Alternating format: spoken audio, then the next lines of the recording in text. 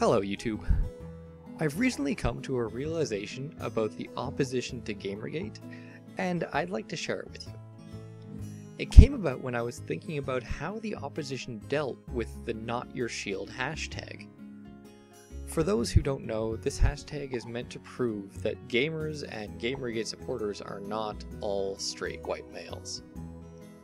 The first reaction by the opposition to this hashtag was to assume that everyone tweeting it was a sock puppet account, meaning that straight white males were pretending to be these people.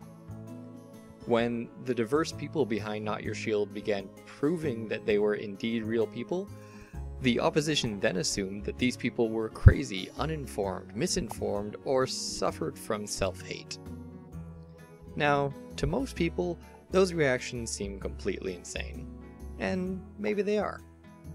However, I'm going to operate on the assumption that there is logic behind these reactions. What I think is happening is this. The people in opposition to Gamergate are all a part of a community, whether it be in real life or online. Each of these people read a number of articles or watched a number of videos that stated that Gamergate was made up entirely of straight, white, sexist males. They saw that everyone else in their community believed this to be true, and it fit with their own preconceptions about gamers, so they accepted it as the truth.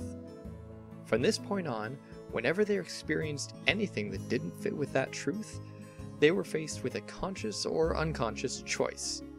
They could either reject that truth and at the same time reject their entire community, all their friends, and all the people they care about and admire, or they could come up with an explanation that made sense within the context of that truth. So, they see a bunch of people claiming that they are not straight white males, yet they support Gamergate. Well, Gamergate is all straight white males, so those people must be fake. Oh, they're real? Well, the only people who would support a movement that hates them would have to be crazy, or misinformed, or self-hating, right? So, by using this logic, we can explain almost every single insane thing said by the opposition to Gamergate. Many supporters have made statements like, how can anyone think a coordinated hate campaign targeting women could possibly last for 7 months? Well, if we accept it as gospel truth that Gamergate is indeed a sexist hate group, then members of such a group must be really horrible people to be doing it for so many months. You might even say that such members of this group are comparable to ISIS. So you see why it's almost pointless to try and convince these people. If you're civil to them, they're seeing you as someone who is acting civil at the moment, but later is going to be secretly harassing innocent women. They're never going to believe you when you deny this because everyone they know and care about says it's true. They don't know you, but they do know people who think you hate women. The fact is, to go against the beliefs of everyone around you takes a lot of courage and self-confidence.